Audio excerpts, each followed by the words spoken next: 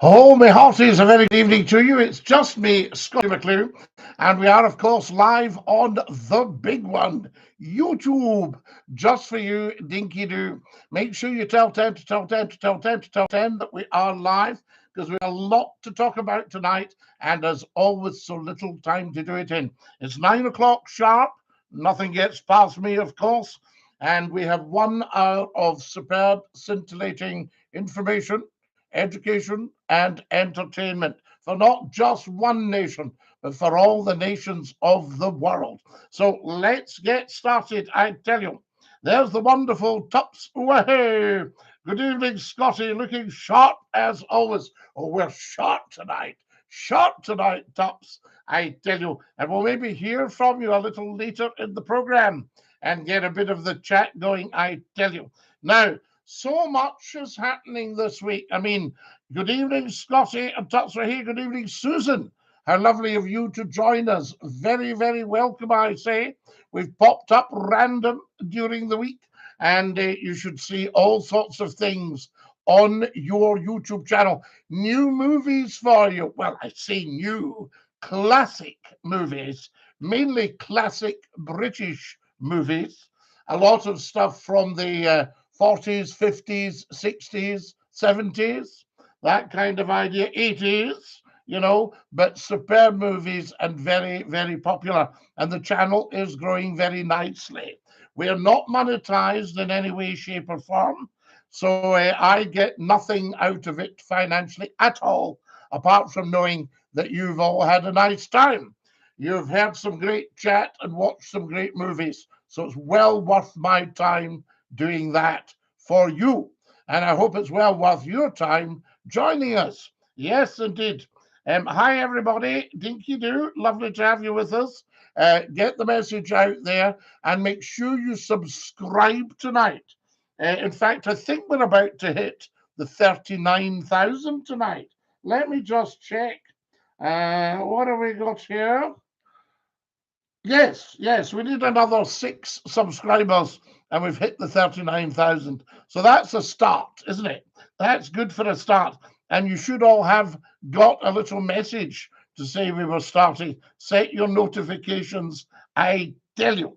Now, I've been very interested in what's happening in the world. We're not a political program in any way, shape, or form. Of course, I personally am apolitical, but we do like to see what's happening out there in the world. And I cannot believe some of the madness that we're seeing. We're seeing a lot of common sense coming from America, from Mr. Trump. He's well organized, but the rest of them seem to be, I don't know, just shuffling about thinking, what just happened there? From that point of view. So I think it's important that, everybody should get behind Mr. Trump and should see what he's up to. If I were in European politics, I would be going and saying, Mr. Trump, could we have a meeting with you? We won't cheek up or anything like President Zelensky did. We wouldn't do that. Would give you proper manners and proper respect. I say to you, evening, Scottie, looking forward to tonight's show. David, how lovely to have you with us from Greenock, am I right? A branch of the green oak tree. That's what it's all about. Now, tell me, is there any football on tonight? Any rugby, anything like that we might take the audience away from? Because I don't want to get a name as being Mr. Audience Pincher. From that point of view. There's Charlie. Good evening, Scottie DINKY-DOO. Charlie, I appreciated your messages and your responses. I should say, very, very good and lovely of you to join us tonight. Very much appreciated. We've just been saying, Charlie, we should all get behind Mr. Trump because step one, peace. Then we can all argy-bargy about which part of Ukraine we would like. Since we've saved the day. I actually thought it's so simple this afternoon. Do you want a country in complete ruins, scorched earth, or do you want a healthy country and a wealthy country? It's not really a hard one, that. I agree, Scottie. DINKY-DOO. Thank you, Charlie. Marvelous stuff. international politics, geopolitics. But as I say, we don't describe them on here in general because you know it's not what we do. So we like the general chit chat. If you've been watching the movies, do tell me which ones you like. And if you're watching right now, give me a thumbs up, right? One of these. If you go to the bottom left of my picture where you're watching me, you'll see a little thumbs up. If you just give that a wee tap, it lets me know you're watching. Lets me know you're not a bot. Have you ever come across that one? Are you a bot? John Doe has joined us. We want fair play for the Palestinians. Well, John Doe, there's been quite an interesting offer. People are calling it ethnic cleansing. But if you've been a Palestinian living in Gaza since 1948, you'll have had a bit of a tough time of it. And in the last year or so, nightmare. The last 18 months, nightmare. And what Mr. Trump was saying is, look, why don't you let us just rebuild all that and get yourselves away to a land where you are welcome, where there's no violence and no bombing and no terror, you know? And that's not a bad offer, actually, I tell you. I mean, the way this country is going, I think, forget immigration, it'll be emigration you're seeing, because people think, well, there's nothing in the UK for us. Let's all just clear off and leave them to it. I tell you, there's Keith. Keith, this brings me huge joy, Keith. You've no idea what a delight it is for me to see your name there. Hi, sir, it's Keith. Hope you're well. Beep, beep, not been on for ages. Been in and out of hospital for the last 8 months. Right, Keith, we send you love. We send you strength. And thank you for coming on. I'm glad you're back with us. So it's wonderful. We like that. And Nilo Gormley has sent a lovely message. Well, I would imagine it's a lovely message. All his messages over the last 30 years have been lovely, but he's retracted it. So I don't know what he wanted to say that he didn't want to say. So there we go. So Keith, if you're watching, you get back on and message me. Had a few amputations on the toes, but getting there now. Keith, bless you. What a wonderful man you are. You have put up with so much, and you've got my vote big style. How lovely to hear you. So there's Keith, guys. Lost a few toes, had amputations in and out of hospital. What a great man, though. Lovely, lovely man. And he's back with us, I tell you. Thank you, says Keith. No, thank you, sir, for coming and joining us. Roy Michael. Good evening, Mr. McClue from Chesterfield in Derbyshire. Much respect to you. Love your phone in. Much love and prayers. God bless. Roy Michael, God bless you, sir. And God bless Chesterfield with its wonderful twisted spire. I loved the story of that because I remember when I worked at Sheffield, I had to go to London.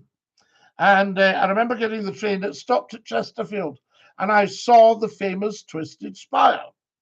And I had to find out more about it. And apparently it was the Green Heart of Oak that when they built the steeple, the oak warped and twisted the steeple. And they've just left it because it looks great. Thank you, thank you. St. Patrick's weekend next weekend, Scottie. What do you make of that? The first ever St. Patrick's Day parade in Glasgow today. Connie, have we not had, if you go back to the 1930s, did we not have St. Patrick's Day parades in Glasgow? I like it. I mean, I'm all for this. I would like people to stop the nastiness, trying to perceive a difference between a Catholic and a Protestant. It's so simple. The Protestants don't wish to be run from Rome. And they also feel that when you take communion, the bread and wine, man was born in Palestine and lives today in bread and wine. There's the true message of Palestine for you. And when they take the bread and the wine, the wafer and the wine in Catholicism, Roman Catholicism, because we're all Catholic, every single one of us, all Christians are Catholic. It just means universal. But in the 1500s, the Restoration took us away from Rome because they felt, perish the thought, that the Vatican was corrupt. Yeah, sure, I'm sure. You know, I mean, have you ever heard anything like it?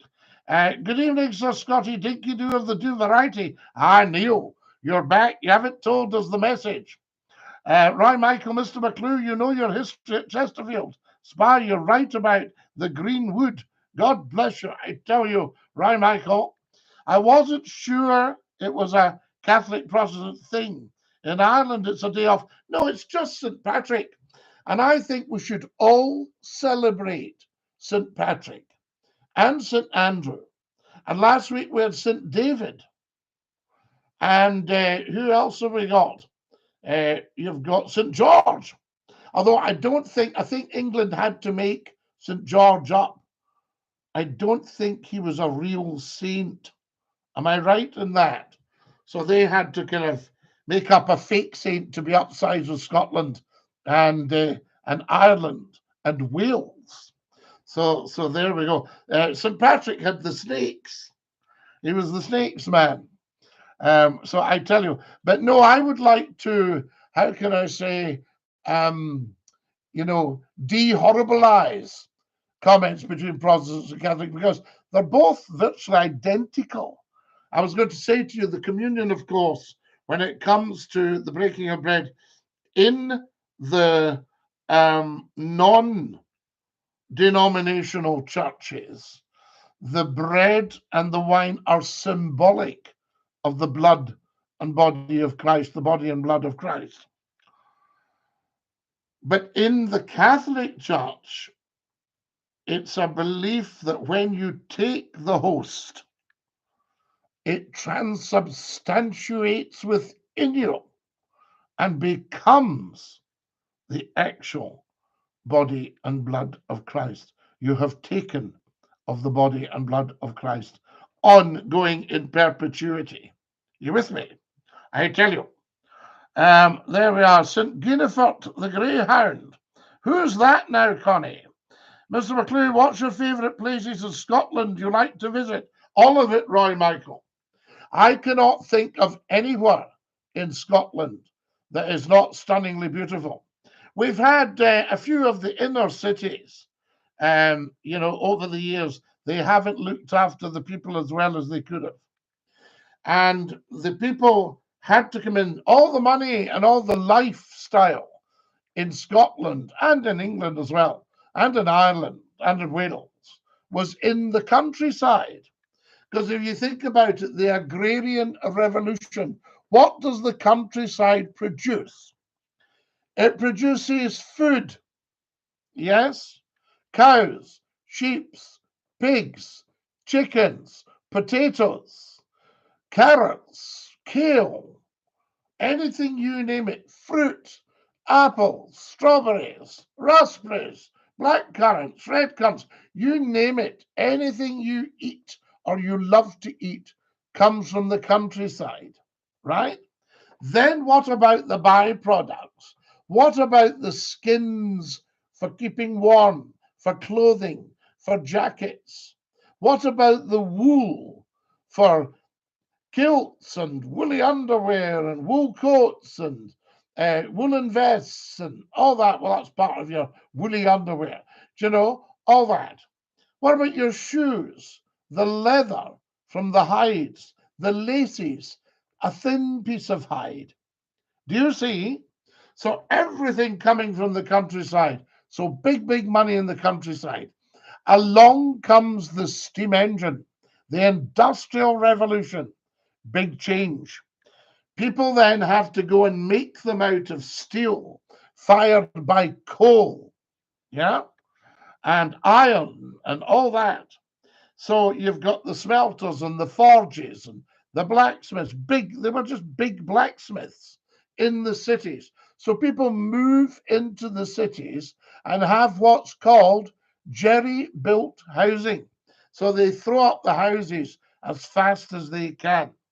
Now they're trying to get us to stay in the cities so they'll be able to control every day. Because out in the country, there might not be so many cameras. There might not be so many police. There might not be so many politicians. Do you see what I mean? How do you keep an eye on everybody and see they're not talking to each other, saying how rubbish the government is? Not that people would say that, but you know what I'm saying. So that's what's going on there. The cities, the 5 15-minute cities, and you're not to speed, and you have to take your car where they can see your car and see it's you and see the number. Stuff. St. Guinevere was a legendary 13th century French greyhound that received local veneration as a folk saint. Connie, I love it. This is quality stuff. Good old St. Guinevere. So I tell you, so a legendary 13th century French greyhound. Has anyone ever heard of Gellert? What was Gellert? Was he the wolfhound in Wales? There's Gellert's grave. And the story of Gellert is heartbreaking. Gellert was around when the baby disappeared. And they found Gellert, and his jaws were covered in blood. And they thought that Gellert had killed and eaten the baby. And then they killed Gellert. They killed him. So that was Gellert. He'd been, what's it called, euthanized, because they thought he'd attacked the baby and eaten the baby. Then from deep in the woods, they heard the baby crying and went into the woods. And there was the baby absolutely unharmed. But beside the baby was a dead wolf. And Gellert had killed the wolf to protect the baby. And the people had been mistaken and killed Gellert. Can you imagine what they felt? These souls. So there you are. So if anybody's ever heard the story of Gellert and Gellert's grave, let me know. I think we're talking Wales. Yes, oh yes. I'm not just an athlete, you know, everybody. I can tell you that for nothing. So there we are. So folks, and I'll tell you, if you look at the movies, look up. I think you can click the wee magnifying glass and see what movies I've found for you from my collection and put them up for you, chosen them for you. And then you can choose your movies from my choices. There's about, I think we're coming up to 200 movies, and they're all crackers. Every single one of you is a beauty. Every single one of them. Now, one of the movies is The Song of Bernadette. And I think, if I remember, it was 1947 it was made. So it's black and white. So it's an older piece of cinematography. See what I just did there? It's an older piece of cinematography, but it's a very, very beautiful movie. And again, they got this little girl, Bernadette.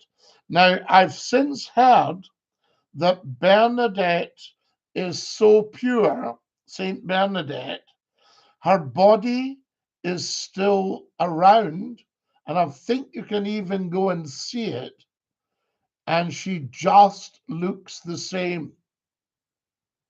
And that was the start of Lourdes. We were talking earlier about Roman Catholicism. How many people have been to Lourdes, taking the waters in the hope of a cure? Thank you to Saint Bernadette. So there we are. So if anybody knows about that, do tell me. Connie says, yes, Gellert from Wales. That's right. Have you heard that one, Connie? Have you heard about Gellert before? Because I just think it is such a beautiful, beautiful thing. There we go. Beautiful story. I mean, an awful story. Frightening. But it's just, what's beautiful about it is just how pure creatures can be. And you all see, if you look at on platforms, at little videos that are going about today, short videos. That's why I'm interested that I still manage a good audience for my long form videos. You know, people watch the show again. And the best way to watch Scottie McClue is on your telly. And if you miss a show, I will put it up again so that you can get it. And I will repurpose bits of it just for you. It's all for you guys. Very important. I happen to be here, but Scottie McClue is such a big name in broadcasting. People get upset if they can't find me and they can't see the stuff. So that's going on you. General Sup, I have here. Now, don't be rude, but tell me what I'm drinking.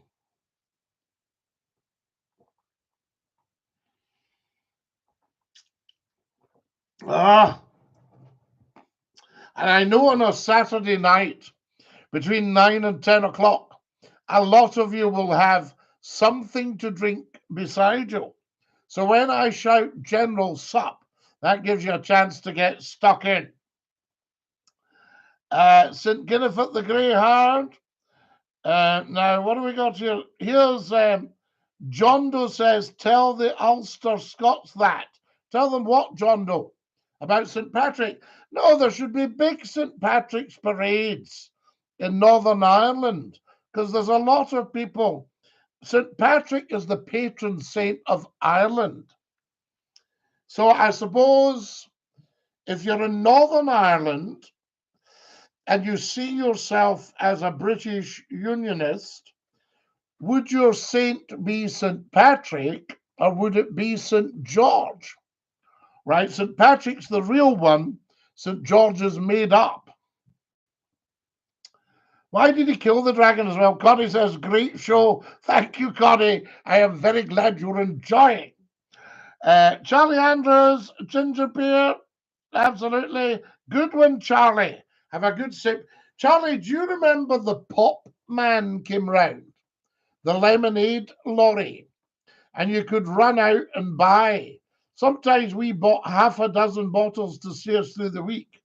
So you had Orange Crush and you had Pineapple Aid, cream soda, American cream soda, cola, sometimes spelt with a K, so they weren't breaking any trademarks. What else did you get? Dandelion and burdock, very popular in England, not so huge in Scotland, but a very nice fizzy drink, full of sugar, of course, like all of them. And what else did we have? Orangeade, lemonade itself. You could even get a soda water. You could get a siphon. And my grandfather was the manager of an irritated waters factory or aerated waters factory in Argyll. It's wonderful. And it was just at the height of lemonade. And we had two lovely companies in Greenock. We had Lawson's and we had Jaggers, and they were great. And they used to come round delivering. And Lawson's had pictures of the Clyde steamers on their bottles. I wonder if anyone can remember. I think the Queen Mary II was on the Grapefruit Crush. What about that? Who can remember? And you had the Duchess of Hamilton, the Loch Fyne, the St. Columba. Oh, they were all on there. I tell you, you even had the Glen Sannox of its day on one of them. Yes, cream soda. Do you remember the cream soda, Count Marcolago? And you could go into the cafe and you would get, what was it? Somebody told me, an ice cream float. They put two wee scoops of ice cream in your fizzy drink and a straw. in a lovely big old-fashioned glass that had that kind of stuff round it very often. Yes? General Sup! Oh, and we loved it. So there you are, lemonade. Scotty, do you remember Giza Slugger your ginger? And do you know where the term came from? Well, I would have thought, Charlie, ginger beer. When I worked on the boats as a youngster, we used to do cruises, and a lot of Glaswegians came to Gourock or to Helensburgh and would come for a cruise with us up the Gairloch. And I would sell lemonade, a cup of lemonade for threepence or something. Anyway, you got the wee Glasgow ladies would come up and go, "Can I get ginger?" And I said, "We've not got ginger, love." "I yes have." I said, "No, no, we've not. We've only got cream soda, lemonade, pineappleade, or orangeade." "Well, that day, that's what I'm asking for." And she meant all aerated waters or irritated waters were ginger from Glasgow. Do you remember Losses of Dice? Well, Losses of Dice, John Doe, were the butchers, were they not? You had the sausages. Yes, I tell you. We had cider lolly. A cider lolly. Count Marcilago, it couldn't have been cider. We ones wouldn't have been allowed it. The Alpine Popman. Marcilago, you're right. Alpine, wonderful. Sol Ripe and Alpine in Glasgow back in the day. And if you went down south, it was Corona. Yes, with a wee kind of bubbles on the top of the bottle. Corona, it was wonderful.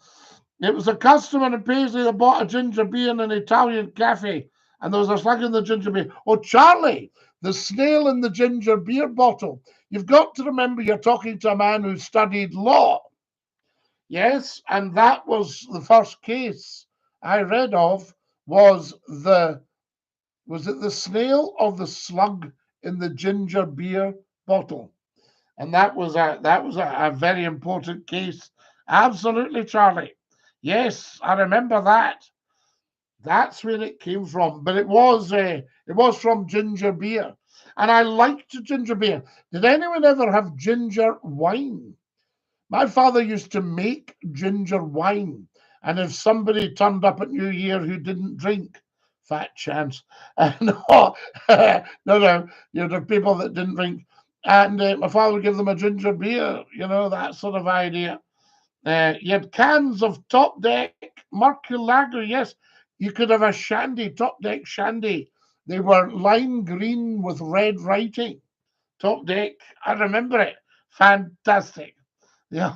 Oh, amazing stuff. Did all these wonderful things, and they were just different. Does anybody remember now what was it called? It was in a tin and it was effervescent, and you could make up kind of like your own sweet lemonade type drink.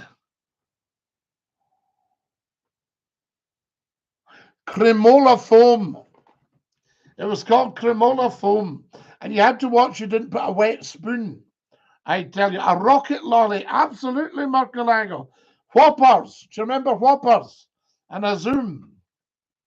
I tell you, I wonder if they would sell Whoppers if you're a wee ice cream shop down at Westminster. You say, "What can I get you? A Whopper or a Zoom?" A nugget. Cremola foam was brilliant. Sadly, they lost the recipe. Is that right, Charlie? You got it in little tins. Oh, how can I put it? A tin like that with a wee lid on it, and you put a teaspoonful of it in and poured in your water and stirred it up. But you couldn't say, "I think I'll put another spoonful in." If you put the wet spoon in the tin, you wrecked the whole tin for everyone, and it took the fizz out of it. We still have CNA here in Poland. Wonderful CNA. We loved it, I tell you. I love the glass jars of tomato juice you got back in the day. What tomato juice? With a wee bit Worcester sauce in it. and some salt and pepper. So he went up to the bar and, do you remember Baby Sham? Little champagne pennies in a glass. What can I get you? So somebody, I'll just, it's a wee bit early, but I'll have, it's lunchtime, I'll have a Baby Sham. Right, what with yourself? Well, no, I'm driving. I'll just have a tomato juice, please. Certainly, a salt and pepper, sir, and sauce. Yeah, oh yes, lovely, thanks. And then they stirred it all up, and it was cold. Lovely. And when you drank a glass of tomato juice, your body went, hello! Probably the first healthy thing it had seen for a long time. Cordial for the wains at New Year. Yes, you got ginger cordial, Charlie, and you got lime cordial, and you got barley water. You could actually get lemon and orange barley water. In fact, I'm sure they were big sponsors of the tennis at Wimbledon. And between games, they would slake their thirst, the players, with a good bit of barley water. Back in them days, you got money back off your pop bottles. Yes, threepence. In fact, I can go back to tuppence. But you got a lot more if you brought back a soda siphon. You got half a crown. The soda siphon was 5 shillings, 25 pence. In the days when a wage for a young apprentice was probably a fiver. A fiver. I started on £10 a week professionally, tenner a week. And you could go to the bank when I was a student. You could take out a fiver and it lasted you the whole week, £5 a week. And your mum gave you things like 25p, 10 shillings, 50p. It's not the same cremola form. No. I tell you, I remember the bakers used to go around the schemes and sell the rolls and cakes. And you could also get a piece dipped in gravy. Charlie, I used to drive the baker's van, and I'd been with them for about a week. And they said, you're doing a great job. I think you would make a good sales van man. And this was the guy that went round the schemes with the pies. Said that'll be a shilling and all that stuff. I tell you, remember chewing gum machines outside? Count McCLUE, yes. Cigarette machines. You put in 2 shillings and got 10 fags. I understand the Toppings song, the Tuppence song from Mary Poppins. Well, yes, C.S. LaRousseau. Tuppence a bag. So you had 12 pence in a shilling. So you could have got 6 bags from the old lady of bird food to feed them outside St. Paul's. Don't forget Curry's lemonade from Ayrshire. Oh, yes. There was, what else have we got? Garvey's from the north of Glasgow. Garvey's lemonade, you could get that. Middlemas lemonade from the Borders. Yes, lovely stuff. Oh, there's a lot of lemonade companies. They were brilliant. I loved it. Crystal Clear Lemonade. Oh, Topsway, what a great name that was. In yellow and black label. Milk tokens from the co-op. Count McCLUE. What about a milk machine in the main street? A huge big blue TARDIS of a thing with big red buttons. And you put in your shilling or your 6pence. You could get a 6pence half-pint carton. Strawberry milk. I think they maybe even did chocolate or banana. And you press, the farmers had obviously filled them up. You press the button and out came your carton of milk. They wanted us all to be milk drinkers. Do you remember a dairy on every corner as well? And you could go in and you could get beautiful butter, cream, milk, flavored milk. Then they started a new thing that came in called yogurt. And you could get that from the dairy. Do you remember orange juice in a milk bottle sealed with a foil lid, the same as the milk? The blue tits weren't so keen to get into the foil bottle. I tell you. Who else have we got here? Bring back the whelks, mussels, and candy apples, man. Yes, seafood, seafood. And then somebody say, "Oh no, don't buy that stuff. You don't know what you're buying. Seafood's lovely. We'll even give you a pin for your whelks."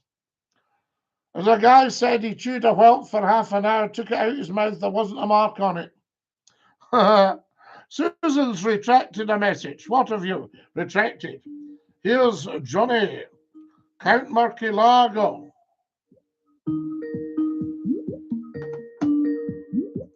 We're live in Scotty's phone in. Who's that? Scotty, it's the Count. Count Murcielago. How lovely to hear you. You're bringing back some memories here, mate, I'll tell you. Is that right? Oh, God, aye. Dear me. Eh? Do you remember some of them, Murky? Oh, unbelievable. You know, it's just these little things that you pull up and you go, God, I remember this. I remember. And we had a real innocence about us, didn't we? Yeah, exactly. And it was lovely. It was lovely. Somebody gave you a present. They went, "Here's a wee shilling to you," and you said, right. "No, my mum and dad say I've not to take money." "Oh, don't be silly. Never refuse money." There you go. And it's, you know. Yeah. No, it was just a funny thing. Someone put something on Facebook and it had like old fish and chip prices. Fish and chips 25p. Well, yeah, 5 shillings. Well, that was quite clear. They had them at 2 and 6. You could get chips at 3p, 6p, 9p, and a shilling. Chips. A big chips for